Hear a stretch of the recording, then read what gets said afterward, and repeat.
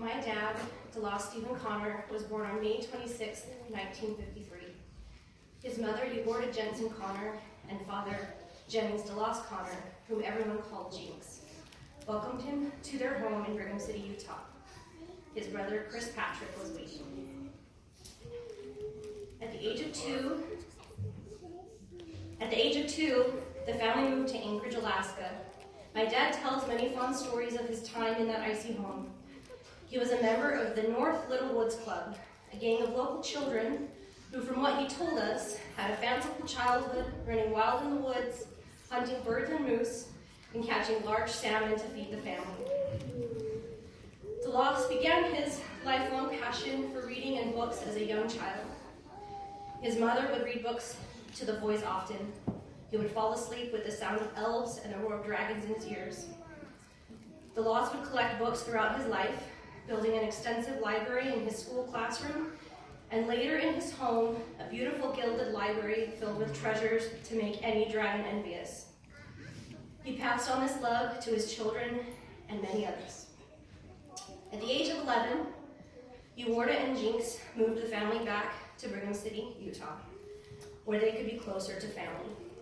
While this was good for my dad, it was probably somewhat detrimental to the bird populations of the Great Salt Lake. As an avid bird hunter, my dad would spend much of his time with a gun in the marshes, shooting anything that fluttered away. It was also at this time that he truly started his scouting adventures. He joined the local troop 321.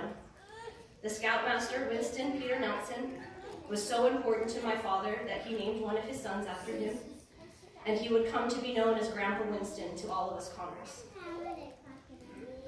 It is impossible to measure the profound impact of meeting Senior Patrol Leader Leonard Hawks. Leonard would help Delose build the scouting programs and traditions we have so come to cherish. He is also a lifelong friend and brother. Over the last few years, the joy of his daily correspondence was life-sustaining. At the age of 17, Delose spent his first summer as a camp staffer at Camp Bartlett. His first lesson would be profound for him. The first days of summer were cold, wet, and lonely. One night in his homesickness, he repeated to himself, "If I could go home, I would. If I could go home, I would." Just before giving over to this mantra, he heard laughing and singing from a nearby tent. He made his way over in hopes of some welcome. He found Hal Johnson and other staff members who were more than welcoming. They pulled him in and made him part of their camp family. My dad would never want to leave camp again. I believe it was this moment that my dad hoped to create for so many others, giving everyone he met a warm, welcoming, and loving place to call home and friends to call family. At the age of 19, Delose took a brief break from camp to serve the LDS Church in the Japan Central Mission. After completing his time as a missionary, he went to teach at the language training mission in Hawaii. Learning Japanese was a struggle for my dad, but he was always grateful for it. The discipline and practices necessary would be foundational for the overcoming many of his other challenges in the future. While in Japan, he bought his first camera, a Fuji. An interest in photography would last the rest of his life. He was very proud of his many images of the daily life of the people and scenery of Japan. He would share them with everyone and later use them in his classes in school. A few years after he returned from his mission, a nice gentleman named Gerald Taylor would ask him to share his mission slides with his family. Delose would meet my mother, Janice, and they were married on September 22nd, 1978. My dad always joked this was his greatest accomplishment and Janice's biggest mistake. My mom disagrees and thinks this was the best decision they both could have made. I don't think I'm alone in being grateful for their meeting and the life they built together. There are 5 of us children, and 5 of the best sons and daughters-in-law. Delose and Janice have 17 grandchildren, counting a granddaughter who is due in March, and a grandson who preceded him in passing. Together, they also have hundreds of children and grandchildren, as they both say, for marriage is not their own. He always said, if you're doing what you love, you'll never work a day in your life. I think my dad never worked a day in his life. As a young man, he picked cherries in Brigham area orchards, then worked for a few years as a professional scout before settling on being a teacher during the school year and directing Boy Scout camps in the summer.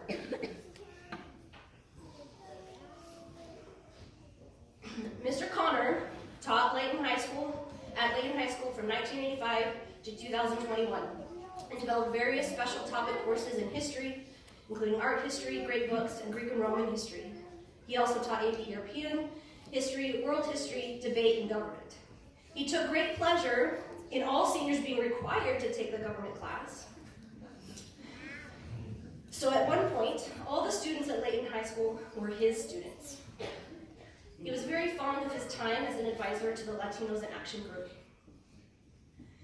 He loved being a Lancer. He participated in many assemblies, donated to support the school, and tried to attend the basketball and football games whenever possible. Mr. Connor directed 14 school plays, offering many students an alternative to musicals, and exposing students and the community to several ancient Greek dramas and lesser-known plays by George Bernard Shaw and Oscar Wilde. He was so keen to present the controversy of evolution that he directed Inherit the Wind in 2 different years. Anyone who graduated in the last decade will also know how tight a ship he ran during graduation and commencement, much to the chagrin of more than a few enthusiastically cheering parents. He was the Layton High debate coach for 11 years. During that time, the team won many division and regional championships, and every year sent students to the national competitions. Mr. Connor taught students to write and organize their ideas in formal essay style. He helped many young people, whether students or friends, including his own children, to write award-winning speeches and essays for the Voice of Democracy, the National Forensic League, and the Bound for Release Environmental Essay Competition. It was not only in his debate classes that students learned to think and articulate their ideas. While sitting in his classroom, students learned to write the 5-paragraph essay, take notes while listening to lectures, and create treasured notebooks written in cursive. As a teacher, Mr. Connor inspired his pupils to enjoy learning and to relish the difficult work that it can require. Mr. Connor taught us to question everything, including him. It is good to question authority. It was okay for everyone, even his children, or maybe especially his children, to question and argue. Truth and beauty exist in this world. It is up to us to seek them out. As I grew older, it became more apparent that my dad and I disagreed on many positions. Whenever it became clear we both had become exasperated due to our contrary natures, he'd ask where I'd learned to argue with my father in such a way. Of course, it was from him. We would say we loved each other, and I know that he was proud of me for thinking for myself, knowing my own mind, and not being afraid to stand firm in my beliefs.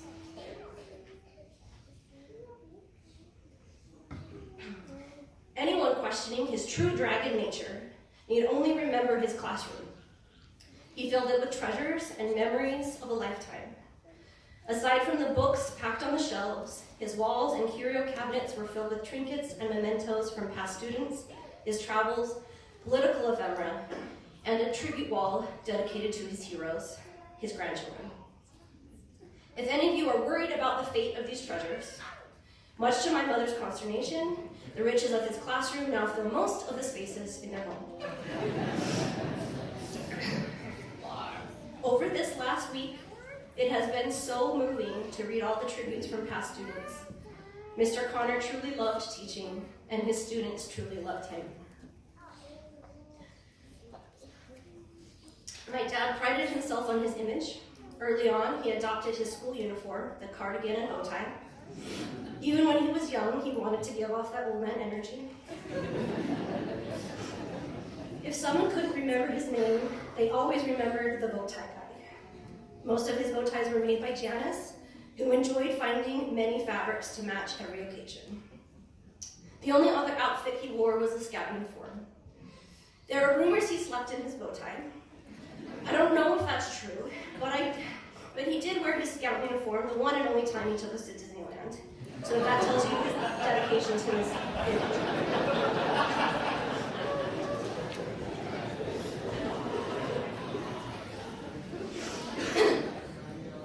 My dad was a camp director. And to those of us that had the fortune to spend a summer with him, the camp director. He briefly pursued professional scouting, but missed working closely with the people on staff and the scouts themselves. As a youth, he was on the nature staff at Camp Bartlett, then he worked as the nature director, program director, and camp director. Janice joined him the summer after they were married. Together, they have directed camps at Treasure Mountain, Bartlett, Aspen Ridge, Cherry Valley, and for more than 30 years at Camp Wall. From his example and leadership, he taught us we are only as good as the people we have around us. With Leonard Hawks and others, he built a cherished and lasting scouting program with a fellowship of service, leadership, and friendship at its core. Jody and Julie Oren have been their close companions at camp for the last 28 years. Their support, service, and sacrifice made camp possible and stand as a shining jewel in my dad's legacy. Others can speak more eloquently of the impact of camp in their lives. I will try to mention a few of the lasting lessons I took from my 19 years as a scout. Delose gave people chances to prove themselves with trust and expectation. His faith in the capability of his staff helped him shine, a glowing confidence that would last long after the scouts had left. He taught thousands of scouts to make peanut butter and jelly sandwiches and protect themselves from wild bears. He instilled a strength to persist. When you are tired and hungry and think you can't go on, just remember, it's only 4 more miles. Having heart and enthusiasm can make up for lack of singing ability. Music has a way of lifting a person's spirit to joy. Singing at camp around a campfire, in a dining hall before every meal, and out in the campsites on rainy days are some of my most spiritual experiences. Rules make us safe, but understanding the rules can make us free. Always be cheerful. Our smiles can make all the difference between the worst experience and the best. We are here to serve others. You often only have one chance to change a person's life. If you are dedicated to serving others, making one more visit to your troop, and doing a little extra for one person, you will not only change them forever, but also yourself. Hard work is rewarding. Work is hard and rewarding. Food tastes better after a day of hard work. Water is all the sweeter for the sweat you spent to earn it. Sleep the more refreshing because of the weariness that came before. The wilderness is ours to protect and share. He worked effortlessly with Yellowstone Park Rangers to maintain Hike Day so that the hundreds of scouts could visit and protect the treasures of the park, especially Union Falls and Scout Pool. Delose created an ideal life, one where leaders led by giving service, where small acts of service lead to real love, and where love leads to lasting peace and friendship. Delose always inspired people with a higher vision of living. For him, the highest realization of life was loving service.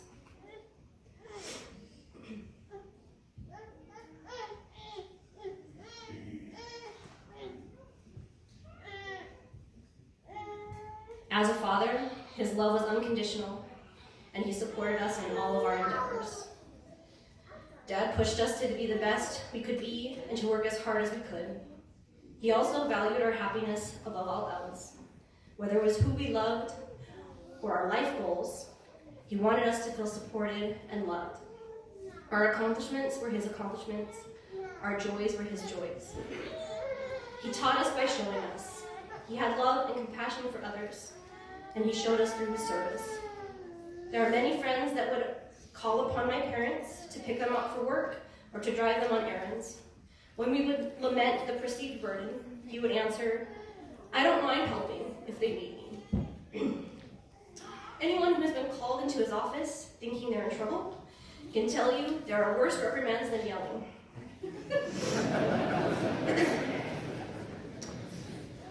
His expectations of you were built on love, compassion, and understanding. Fear of failing to meet his expectations was, and still is, more powerful than any amount of anger. Dad loved his community. He supported local businesses, many of which were run by former students. He attended countless missionary farewells and homecomings, and more weddings than you can shake a stick at. My father was proud of his role as a matchmaker and takes credit for many of the marriages in this room, including my own.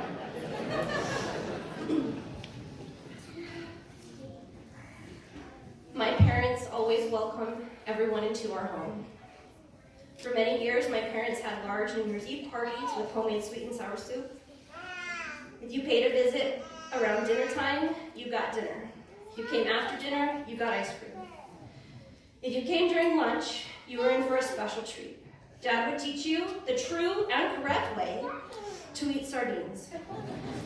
The perfect amount of lemon juice, 30 crinks of pepper, turn the plate 180 degrees, and 30 more crinks of pepper. Then smash so each bite has the perfect ratio of fish, lemon, and pepper. He ate this on his last day. Every day. And no lunch is complete without the accompanying crunchy peanut butter and apricot jam sandwich, the jam made by my mother, of course.